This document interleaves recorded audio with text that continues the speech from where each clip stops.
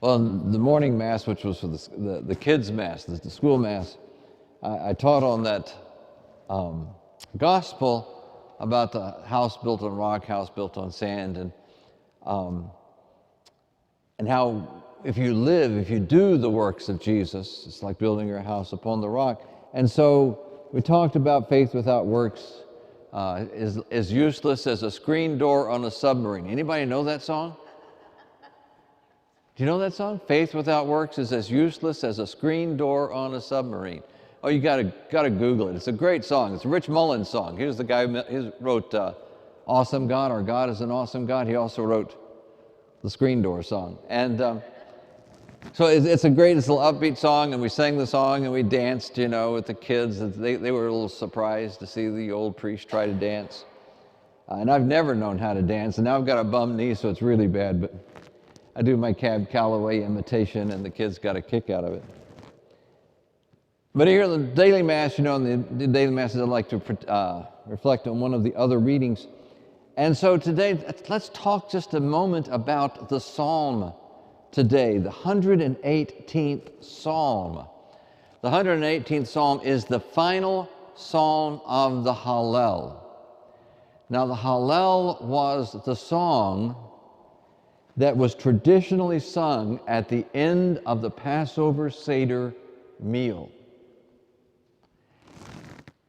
And now remember in the Gospel of Mark, at the end of the Last Supper discourse, it says, singing a hymn, they went to the garden. Remember that? Singing a hymn, they went to a garden. Now, the hymn that they were singing would have been the Hallel that ends with this 118th psalm. And the 118th psalm begins, "Oh, give thanks to the Lord, for he is good. His love, his kindness, and his mercy endures forever."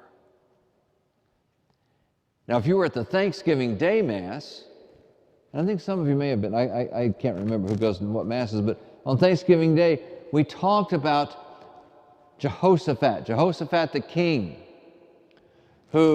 king of Israel, king of Judah and Levi, who was faced with this coalition of 7 armies that were coming against him. And he was terrified because there was no way, he didn't have anywhere near enough manpower or provisions to survive this attack by these 7 armies. And so they prayed. They went to the temple and they prayed, and they said, "God, tell us what to do."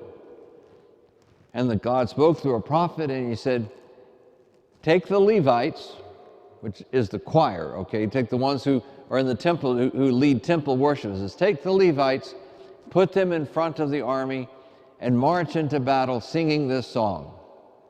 "Oh, give thanks to the Lord, for he is good. His love, his kindness, and his mercy endure forever." And so that's what they did. They got the army together, they put the Levites in front, and they marched into battle singing that song. The 7 armies, they hear this music, and it terrifies them. Who's coming to battle singing? And they get so confused and terrified, they start fighting amongst each other, and by the time Jehoshaphat and the army of Israel reached them, they had all killed each other. They were all dead. And all that was left was to receive the spoils. The power of the song of thanksgiving. So picture in your mind, Jesus has just finished the Last Supper, his Seder meal, his Passover meal with his disciples. He sent Judas away, knowing that Judas is going to go betray him. And so he goes to the Mount of Olives, to the Garden of Gethsemane, where they have their hideout cave. If you've ever been to the Garden of Gethsemane, this is fascinating. I didn't realize this until I was there.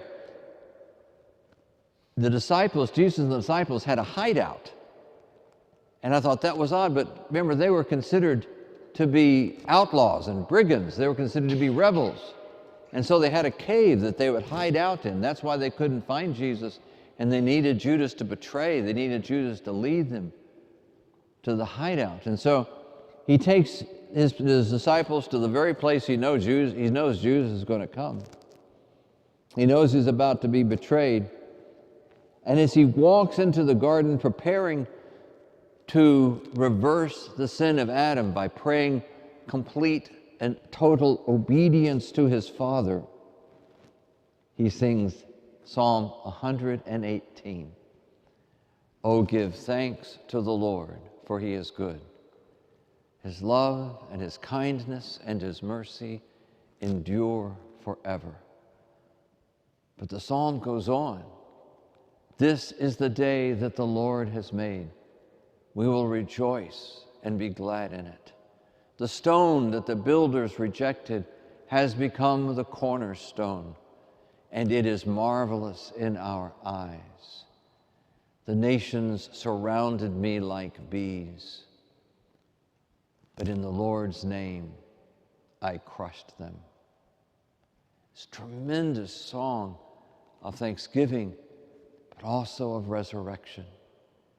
Jesus spends his last moments with his disciples singing this beautiful song, Psalm 118.